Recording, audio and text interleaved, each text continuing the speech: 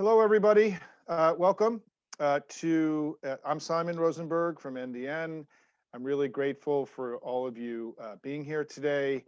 This is the latest edition of what is a new weekly talk show, I guess, that I've started just about a month ago. It's an in-depth conversation with a single thought leader, innovator, policymaker, elected official. And I'm trying to present to you, to our family, the people that I learn from, right? The people that I admire, the people that I go to help me understand this crazy world, political world that we all live in. And so far, I've been really pleased with these talk. We call them the NDN Talk series, and it's a rare opportunity to spend a good half an hour, 40 minutes with somebody to drill down in depth on really the most important issues facing the country today. And so it's a luxury for me to be able to do this, a blessing for me, and I appreciate all of you spending time with us every week. So it's every Tuesday at 1 o'clock Eastern time, and the recording of this and all the other episodes are on our website, so you can check back in and let all of your friends know as well. Today we have somebody who I think has been a remarkably important advocate, thought leader, author, agitator, all of these things for many, many years now. Ari Berman, who has really, I think, has done an incredible service to the country and to center-left politics by really identifying early on the kind of reactionary, illiberal efforts by Republicans to suppress voters in every possible way, to govern through minority rule. He's going to be talking at length about this. The articles that he writes in Mother Jones are, if you haven't read his recent stuff, it's been really, really smart and to the point for this moment that we're in. And what I hope he's going to talk about today now is to bring it all up to date, right? We've had all the challenges of the Republicans embracing this historic liberalism over the last few years. But what we're seeing now is that this isn't abating. This has now become core to their politics. I think for all of the gratitude that we have and the relief that we have in defeating Trump, we haven't defeated Trumpism, and it's still very much with us. And I think no one is doing, I think, a better job in some ways in chronicling this than Ari. So Ari, thank you for being with us today, and really grateful. And just you've written a couple of pieces in Mother Jones in the last few weeks, frankly, that have been really informative and enlightening to me. I mean, why don't you bring us up to speed on what you're seeing now and what we should expect in 2021? Hey, Simon. Well, thanks so much for having me, and I really appreciate it. I've learned so much from you and NDN, and I'm happy to be a part of this new conversation series. So let me just give you a little bit of context on what I cover and then kind of where we're at today. So I started covering the attack on voting rights a decade ago, after the 2010 election, which is when we saw so many key states flip red. So places like Wisconsin and Pennsylvania and North Carolina, Michigan, et cetera, were all controlled by Republicans. And they swiftly introduced all of these new restrictions on voting. These are things like voter ID laws and cutbacks to early voting and making it more difficult to register to vote, things like that. And we had seen some of these efforts here or there before that, but we had never seen so many states pass these kind of restrictions on voting so quickly. And I think that really, in my mind, kind of laid the groundwork for the anti-democratic trend in our politics and in the Republican Party specifically. And it predates Trump, but I think in a lot of ways it laid the groundwork for Trump. And then it accelerated under Trump in all different ways, with the Republican Party becoming increasingly opposed to democracy. And instead of trying to enlarge its political tent, trying to figure out ways to just keep the other side from participating altogether. I think what was different about Trump was we had never seen a candidate just try to flat out steal an election before in the way that he did it. And the really disturbing thing about it is that this has now become a new litmus test for the Republican Party. Whether or not you are willing to steal an election, basically, or attempt to, is now like a defining feature of Trumpism. And I worry that it has basically infected the entire Republican Party. And so what we've seen is that once Trump exited the picture, in the sense that he's no longer president, in all the places where Republicans still have power, namely in the states, because they don't control Washington anymore, they have really doubled down and accelerated this anti-democratic agenda they began a decade ago. So we have seen, according to the Brennan Center, 165 new restrictions on voting introduced in 33 states. That was published about a week ago. I think that number has increased significantly since then. Things like in Georgia, for example, trying to get rid of Sunday voting when Black churches do souls to the polls, trying to get rid of the ability of anybody to cast an absentee ballot. So you have to have an excuse to cast an absentee ballot. There's a bill in Georgia that says you would have to have a doctor's note, be out of town, or be over 75 to vote by mail. This is a state where 1.3 million people voted by mail in 2020. Restricting the use of drop boxes, purging voters from the rolls. There's even more extreme bills like in Arizona, where they would basically say the legislature could overturn the will of the voters at any point and just appoint their own electors, no matter what the voters would actually do. So this is the kind of thing we're seeing. And as I said, this is a trend that predated Trump, accelerated under Trump, but now it's being taken to a whole nother level with Trump out of the picture in terms of no longer being president. And the thing I really worry about is that there seems to basically be the party's united on this, that there were people that stood up to Trump, but nobody in the Republican Party is really speaking out about this new voter suppression crusade. The party basically seems united to do everything it can to prevent Democrats from being able to win in 2022 or 2024. And this is being motivated by the record turnout we saw in 2020 and the rapidly changing demographics of the country, particularly in places like Georgia and Arizona that are changing very quickly. And this fear that you're going to have a country that's dominated by young people, that's dominated by people of color, in which white people eventually are the minority. And the GOP is increasingly a party that relies almost exclusively on white grievance politics. And what can they do under such a scenario except double down on an anti-democratic agenda? So I think that's the challenge that we're facing right now. And so we have all the new suppression. We have the fact that redistricting is going to happen later this year. So that's going to provide a whole nother attempt to try to manipulate the process to keep one party in power. I think the difference now compared to having this conversation a few years ago is that Democrats actually have the power to do something about this. And to me, the three most important bills in Congress right now are H.R. 1, the For the People Act, which is the most important democracy reform bill in a generation, which would do things like early voting in every state, automatic registration in every state, election day registration in every state, preventing voter ID laws, preventing voter purges, basically doing all the good things that we need to do and then blocking all of the bad things at a federal level. The next most important bill is the John Lewis Voting Rights Act to restore the Voting Rights Act that the Supreme Court gutted in 2013, which allowed them to pass all sorts of new voter suppression efforts in Texas, Georgia, Arizona, states with a history of discrimination. And the third thing that I think is really critical is statehood for DC and Puerto Rico, if Puerto Rico wants to do that, because the Senate is just so out of step with the country right now. You have a situation in which the Senate split 50-50, but Democrats represent 41 million more people because large states like California have so many people, but they only have 2 senators compared to Wyoming, which has 700,000 people and 2 senators. So, I mean, those to me are the most important things. And the last thing I'll just throw out there is that there's no way any of this stuff gets done unless Democrats get rid of or reform the filibuster. And I know that there is some debate within the Democratic Party about whether to do this and what the consequences would be. But I mean, for me, it's really a pretty simple choice, which is that Democrats can do nothing and they can allow Republicans to undermine democracy for an entire decade at the state level, which will then trickle up to the federal level when they get back control there, or they can take some decisive action, reform democracy for a decade, stop all of these anti-democratic actions, save American democracy, and also protect their own power at the same time. And it's not really being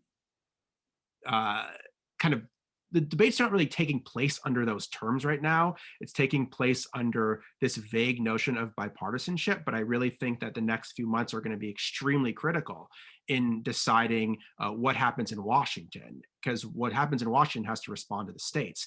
If Washington doesn't respond to what's happening to the states and this increasingly anti-democratic movement, I'm very, very worried about what's going to happen to democracy for the next decade. All right, there's a lot there. I got a lot of no, I have. So thank you, first of all, and let me say that the last time I looked at this and I wrote about this, is I've been writing about the anti-democratic nature of the Senate for a long time, but I think there are 9 states where half the country lives, and half the country lives, and the other half of the population of the United States lives in 41 states, and so half the country has 18 senators and half the country has 82 senators. And the imbalance of that, I mean, just sort of the incredible structural imbalance that has happened in the Senate as we've had these sort of super states emerge, right?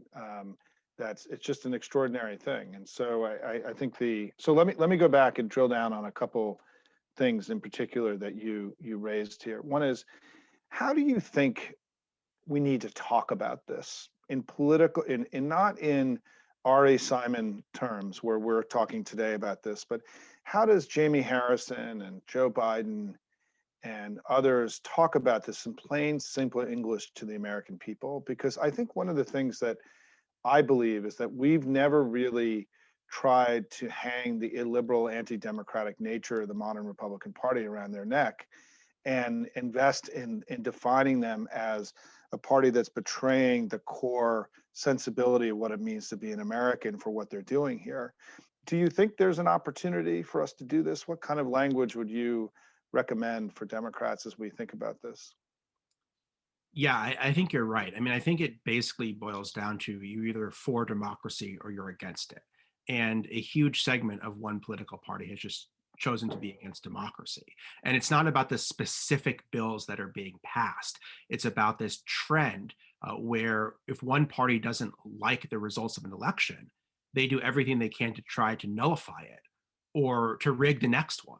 And that's profoundly dangerous to democracy. And it's that exact inclination that led to the Capitol insurrection. So I think January 6th was such a clarifying moment because it really laid out the stakes of the big lie and the stakes of the war on democracy and where it leads and how the embrace of white supremacy is behind all of these things. And so I think the key is to letting people know this didn't end on January 6th, or this didn't end on January 20th when Trump left the White House. And if you look at the amount of attention, for example, attacks on democracy are getting now versus the attempts by Trump to overturn the election. I mean, one was a front page story every single day for 2 months. And obviously, the attempt to subvert the election was extremely disturbing and deserved a lot of coverage.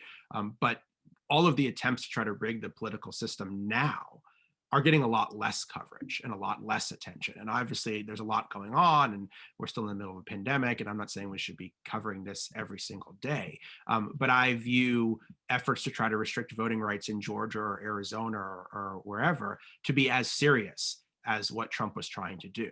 They're just trying to do it through other means. Basically, they realized that their sort of brazen coup attempts didn't succeed. The litigation didn't succeed. The extra legal methods didn't succeed. So they're trying to kind of steal the election through the legal means now, basically. And that's even more disturbing because they're much more likely to succeed at doing this than they were to succeed at what they tried to do after November. And so I think it's important in terms of how the party talks about it, but it's also just important that it gets covered in the first place, because I think a lot of people feel like the election is over and there's no longer the same kind of threat to democracy that existed. And what I'm saying is the threat's getting worse, not better. Well, and I think, and by the way, folks, we're going to have in about 5 to 10 minutes, we'll begin the Q&A section, and you'll be able to ask questions either through the Q&A box or through the raising hand feature for those of us who are now all Zoom veterans these days. But let me talk about that for a second, because I one of the things that I have been writing about a lot, and I've been having sort of a colloquy with Greg Sargent over the last few weeks, has also been writing on a lot of the same issues you've been talking about today, is this idea that we don't have language in American English to really describe what's happening with the Republican Party, because it's never really happened before. There really isn't.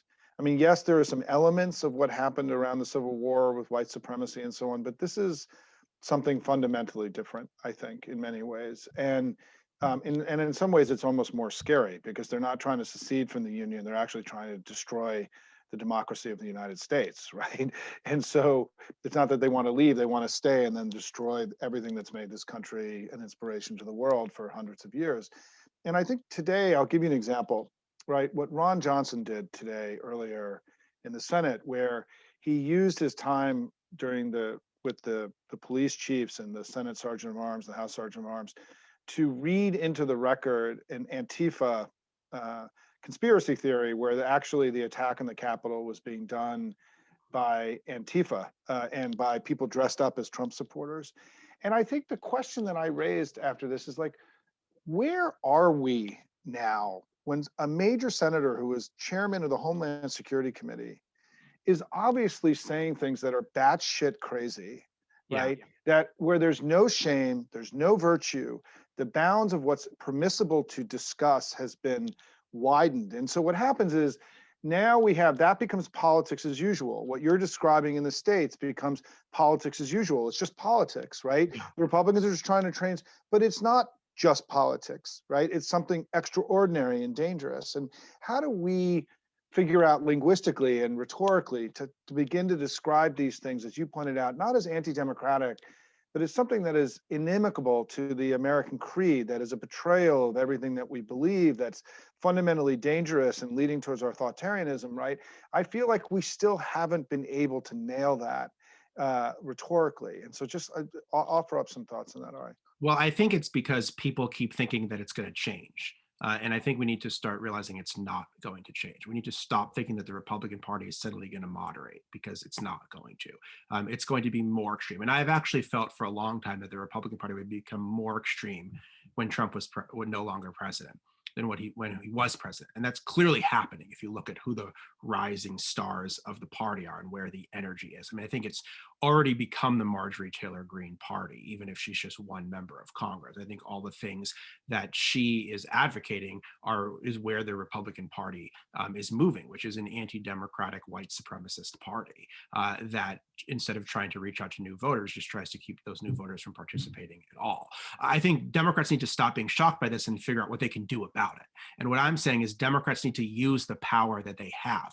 When John Ossoff and Raphael Warnock ran for the Senate, they said, we're going to pass the John Lewis Voting Rights Act. They didn't say, we're going to pass the John Lewis Voting Rights Act only if Mitch McConnell refuses to filibuster it, right? I mean, there was no asterisk on what they promised. They promised their voters they would get this done, and Democrats have a responsibility to do it. Now, if Joe Manchin and Kyrsten Sinema refuse to do it, Democratic leaders are going to have to tell their voters why they failed to convince their own members to save American democracy. But I'm tired of hearing excuses about this. I'm tired of blaming Mitch McConnell for everything that's gone wrong in American politics when he's no longer controlling the US Senate. So this is what is frustrating me right now, is that, yes, there is this incredible anti-democratic strain in the Republican Party. It's getting worse.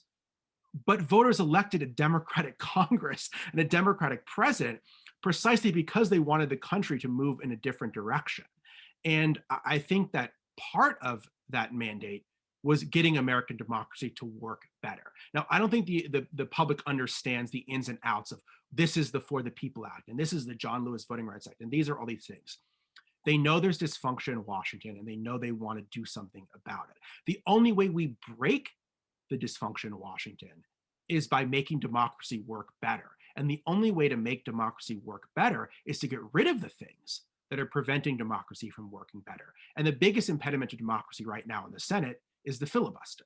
And so if you don't at least reform it and make an exception to pass things that affect American democracy, which is what Jeff Merkley has said, then I really feel like they're never going to get another chance to do it, because right now, Republicans are planning to gerrymander to take back the House. That's why Kevin McCarthy doesn't care if his party becomes dominated by Marjorie Taylor Greene. He knows he can squeeze enough seats from Texas, Florida, Georgia, et cetera, to take back the House no matter what. So that's what they're planning, to take back the House. The Senate is so skewed towards white Republican rural states. They feel like they always have a chance to take it back, no matter what the political mood is. And then in 4 years, when Biden or whoever has to run again, all of these states have changed their voting laws. So, I mean, if you don't use the power you have now, Simon, when are you going to have the power to do it again?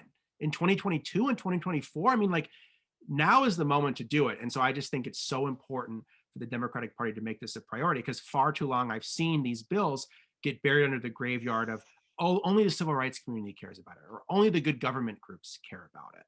And it's just one of many issues. It has to be the central organizing principle of the Democratic Party. The Democratic Party will not survive as an institution, and American democracy will not survive as a democracy. So one of the reasons I'm optimistic about what you're saying, and by the way, that was awesome. And anybody who was watching today, please share this recording with all of your friends, because I don't know if anybody could have articulated the challenge or the opportunity that we have in front of us better than Ari just did. Is that I think everything changed for the Democrats on January 6th. You know, I've been working with members of Congress closely since the early 1990s, and there has been a profound change among the Democratic House and Senate. I don't think it's yet in any way fully blossomed or been totally harnessed yet, but you know, their lives are in danger, and this was not something distant and far away. This was the citadel of our democracy. This place, I've been in the Capitol thousands of times, right? I mean, or how many times I've been there, and you never feared for your physical security there, right? And the notion, and the way I've tried to describe this to people is that imagine if you had a home invasion while you were home, and that people broke into your house when you were home, and and then you left, and they rifled through your drawers, and they took stuff, and and they violated this sort of place where you hang out every day. That's what happened to hundreds and hundreds of members of Congress. That this place that they never felt physically insecure was now a place they weren't secure any longer. And I think that it's hard to overstate the transformation that's going on with members of Congress around the issues that you're describing, and how these issues of illiberalism and Russia and all these things that Democrats always have been saying, look, it's kitchen table issues that are going to win us elections. We got to stay focused on the economy, healthcare. If you look at what the DCCC is doing right now, Sean Patrick Maloney, who I think is a really excellent chair for the Democrats, the DCCC, the ads they're running right now are about QAnon and about the radicalization of the Republican Party. We've never had direct media like this talking about the radicalization of the Republican Party since all this began. This is a huge leap, and I'm convinced that it happened because of January 6th, right? Where that he's speaking for his colleagues now to say that, look, these guys, these crazy QAnon people that we're serving with there, we feel physically, we're not safe, right, with them. They're bringing guns onto the floor. And so I think part of the leverage, Ari, that we all have to achieve what you want is that January 6th really had a more profound impact on these members and their staffs. And I think that people really understand yet. And I think it's why, but President Biden has got to make it clear that this is going to be something he's going to, fight to the end on. And we're not there yet, but I think we're going to get there.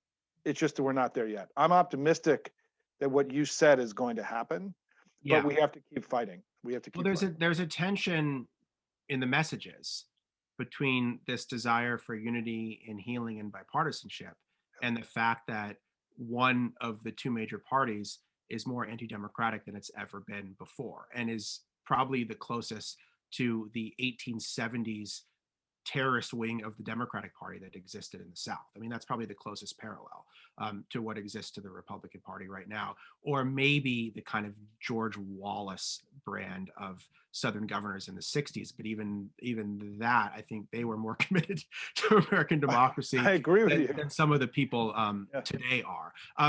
So those are kind of in tension right now because, are we trying, to get 51 votes for a COVID bill, and obviously that's what you need 50 plus Harris.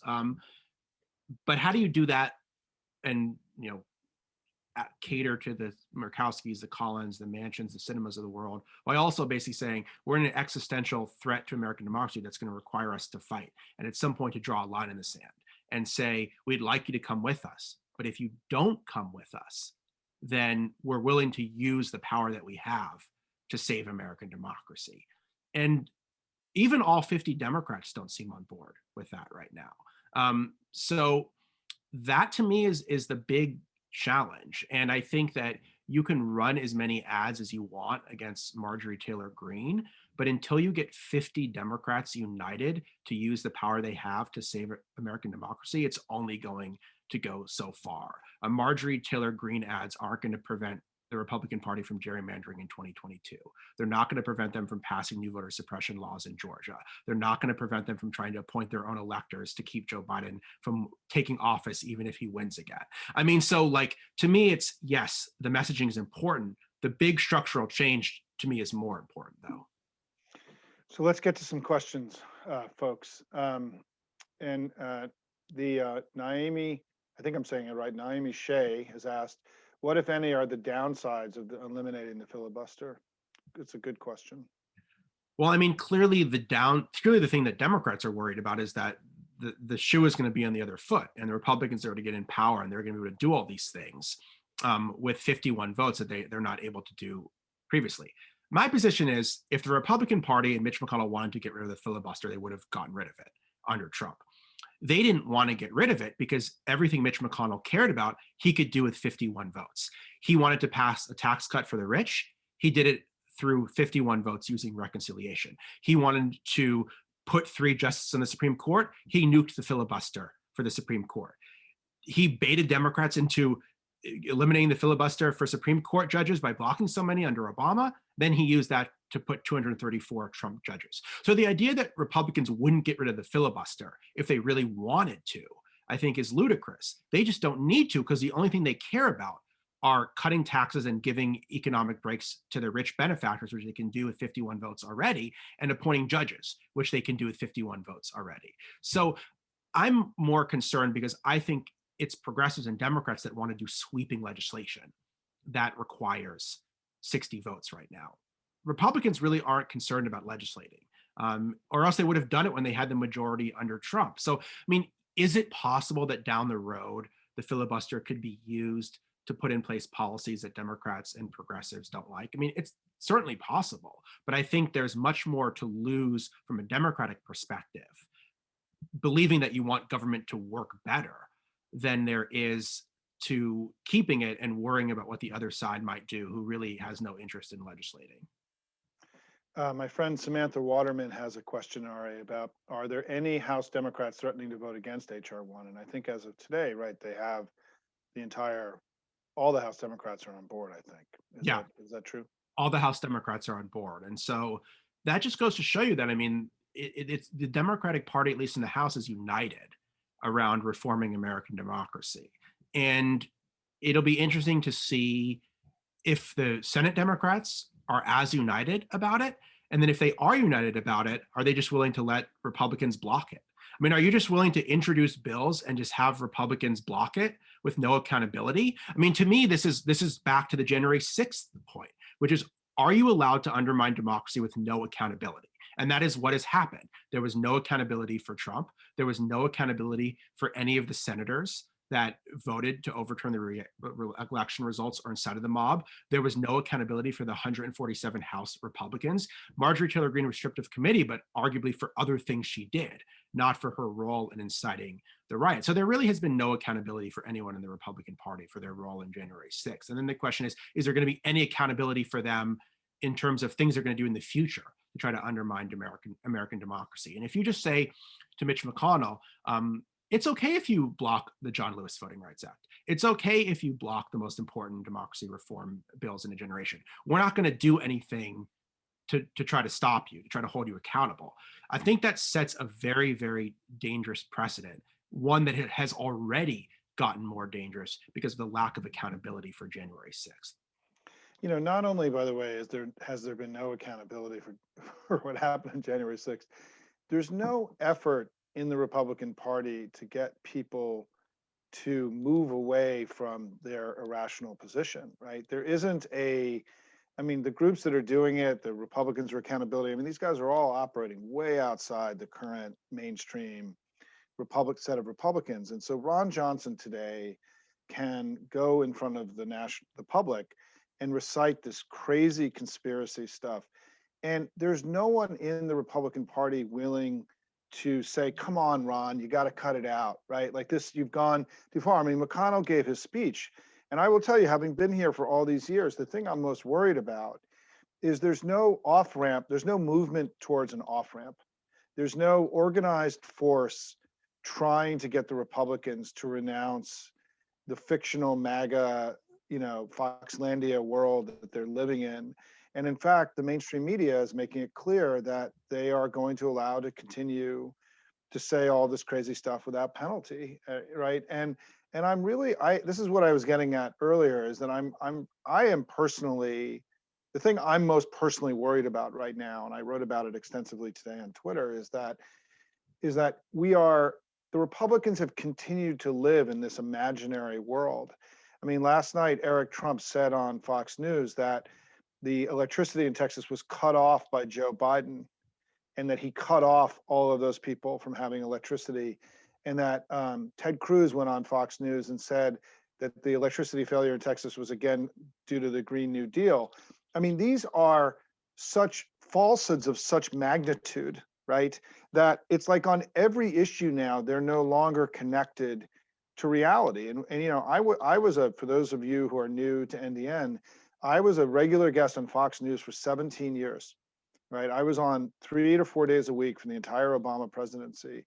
And so I confronted these discussions. I dealt with them. I tried to, reach across. I didn't get paid. I was unpaid. I did it to try to show that Democrats can speak to Fox News viewers. And in 2017, I quit because I was starting to go on the air, and there were times when I didn't even understand what the question was because they were referring to events that never happened, right? And things that were so imaginary in the early Trump days. And so what I'm also worried about, Ari, in addition to everything else, is that the collective delusion, right, that is now in place, and not only just the big lie from the election, but that the sort of performative ability to continue to describe the Democrats as this existential threat to the country. So they can just literally say things like, well, Joe Biden cut off all the electricity to Texas, right? Yeah. Which of course is a ridiculous phrase, ridiculous argument, is that they're operating so untethered, right, from the day to day, that this is the challenge in front of us is immense, I think. So let's just say that if 3/4 of the Republican Party believes all this stuff, which is what polls show, that means that about 40% of the country believes it. I don't know the exact numbers. It's 35 to 40%. Yeah. That still gives you 60% of the country that doesn't believe it. And the question is, how does that 60% of the country actually rule? And that's the thing that I'm most concerned about, is that you look at the minimum wage, for example. 2/3 of Americans support the minimum wage. But if you can't do it through reconciliation, that means that you need to pass it in the Senate with 60 votes. That means that what would be the exact number? That 41 Republican senators, who represent 20% of the country in terms of population, can block a policy that's supported by 2/3 of Americans. So that to me is what I'm more concerned about. I am concerned about the anti-democratic 40%. I'm more concerned about the pro-democracy 60% not being able to implement any of their agenda because they're being held hostage by the 40%. And that's what we're seeing happen over and over and over, which is that this COVID bill is supported by 70% of Americans, but it's just going to keep getting scaled back, right? And this is happening on every single issue now, which is there are pretty much across the board strong bipartisan support among the public for Biden's priorities. But he's struggling to get even the most basic pieces of legislation through the Congress because of how dysfunctional our democracy becomes. And so to me, it's how do you take the 60% and give it real political power? Because I don't think you're going to be able to change the 40% short of bringing back the fairness doctrine and dismantling Fox News and all of the things that were gotten rid of in the 70s and 80s and the 90s, when there was just an increasing deregulation, increasing consolidation. And now it's very, very, very, very difficult to unwind these kind of institutions. So let me give you one other data point for your argument, is that if you look at the current job approval for Biden, he's only at 38% disapprove, which means that 62% of the country is either approving or not disapproving, right? Yeah. To your point, it's 62%, which is a big number, and so there is, I wrote a piece yesterday about how that's, he's got 62% of the country ready for him to go big. He's got to go do it. Right? I mean, look at Trump. Trump was never got above 50% and governed like he got 90%. And Biden's at 60%, governing like he's at times at 40%. And I just don't get it. And I said this on Twitter. I think the big asymmetry from the parties is that Republicans abuse power and then make no excuses, and Democrats make excuses for why they can't use the power that they actually have. And so I think that as long as this asymmetry exists between how the parties approach the power that they have and the support that they have, I think that one party and one base, the anti-democratic party and the anti-democratic base, is going to be far more powerful than the pro-democracy party and the pro-democracy base. Let me get in a question here from Kay. Kay, I'm going to turn you on, and so you can now speak right into the Awesome. conversation. Welcome, Kay. Thank you. I couldn't articulate it like in a sentence. I want to say to both of you, this is so good. Everyone needs to hear this. I'm a 59-year-old woman who woke up to what was going on in this election cycle. And so I have lots of thoughts about it, lots of questions about it. But I want to, I think, take one piece that you said, Ari, early on about the media. So my background is in personal development, professional development.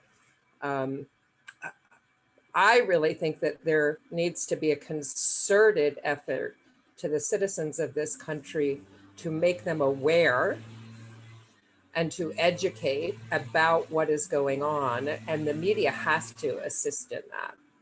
When I saw that we had been reduced to a flawed democracy, the United States, when I learned that, when I saw who we are sort of now next to as a democracy, I was appalled.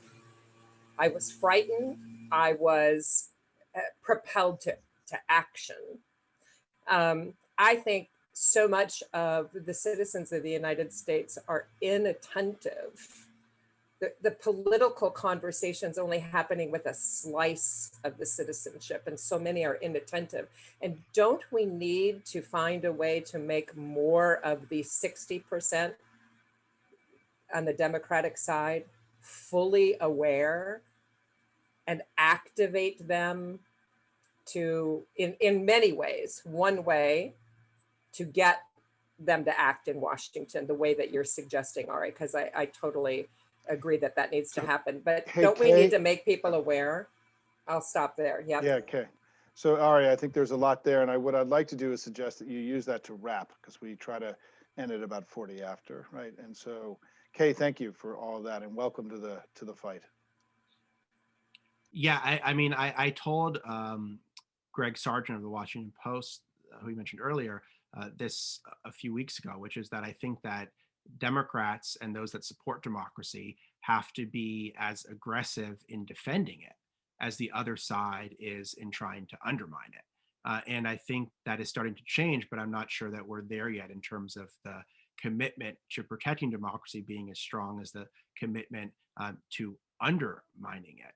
And I think that this is going to be the big fight, because I think if you look at every issue people care about, whether or not we have a democracy that functions is going to determine whether we get all of the policies that people want, because we're not going to get things like major COVID relief, major economic reform, major environmental policies, raising the minimum wage, all of those things, unless we fix how our democracy works. And so I think we have to make those connections, because I think a lot of the time, if you look at what Trump was saying about the election, people said, oh, it's not a big deal. And then you got January 6th and you saw the impact of what a movement against democracy can do. And then I think now we are going to see in a lot of ways the fallout of that. And in many ways, that's the defining storyline of the next few years. And so it's about one party radicalizing democracy against democracy, but it's also about one party standing up to protect democracy. And you'd like to think that wouldn't be a partisan thing. And I think in a lot of ways it isn't, because as we've talked about, you have this 60% majority that is pro-democracy. So I don't see it as a D versus R issue, but I think there is a very stark divide in terms of who believes in democracy and who doesn't. And I think that's a storyline that we need to keep focused on all the way through the next few years, one that a lot of people have lost sight of after January 6th. And I think it's something that it just needs to be a central focus. And I think if it remains a central focus, if protecting American democracy remains a central focus of the next few years, then I think a lot of things can get done. But I think if we lose sight of that and treat it as a peripheral issue as opposed to a central issue, it's going to be very hard to combat all of the anti-democratic attacks that we're seeing right now. So Ari, if people want to stay in touch with you and read your stuff, what's the best way for them to follow you and stay connected to your thinking? On Twitter at Ari Berman.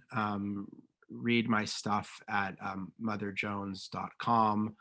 Those are usually the best places to reach me right now. There's only so much social media. And you can, and you've got it, and you're writing a book, right? You've got a book. I'm writing a new book, but it's because of the pandemic, it's taking a little bit longer. So I would say probably don't look for it until 2022 or 2023 at this point. But I'm going to be writing a lot, so you can follow on Twitter and follow at Mother Jones. And Ari's also on Rachel Maddow quite a bit, and you see him on TV. And listen, Ari, thank you. You've been a real true warrior for all of us now for these last 10 years in this fight. That in some ways it was a lonely battle. I remember talking to you in the beginning days of your journey into this stuff, and I was like, please stay with it, because we are not taking all this seriously enough. And I just want to say, as a fellow citizen, thank you. You've been a great patriot and a great warrior, and thank you for what you're doing. And you're right. I mean, as big as the battles are that we've won in recent days, we still have many, many in front of us, and they're going to really matter. And as we learned 10 years ago, the way that Republicans were able to lock in the gains they made from a sort of historic screw up on some part by us, and the way we handled redistricting 10 years ago allowed the Republicans to lock in power and for a decade. And we're still dealing with it in places like Michigan and Pennsylvania, all these years later, where even though we keep winning these states, we don't have anywhere near a majority in the state legislatures. And think about a place like Georgia, where we just won the 2 Senate seats and we lost the governorship by 0.5 percentage point, and yet they still have enough power at the state level to be able to pass the kind of the wildly illiberal things that you're describing. And so, we have this is, I think, I've been doing this for 30 years, right? And I think what you're describing is one of the greatest tests of the Democratic Party, the modern Democratic Party that we know today, that we've ever had. I think we're up for it, but we're going to find out in the next couple of months. And so keep fighting. Thanks, everybody. Listen, this will be up on our website in a few minutes. Please, send it out to as many people as you can, and keep coming back. Every Tuesday at 1 o'clock, we have similar conversations, maybe not as important and spirited as this one, but certainly pretty good. All right, thanks a lot. Thanks so much, Simon. Great to talk to you. I appreciate it. Okay, take care, everybody.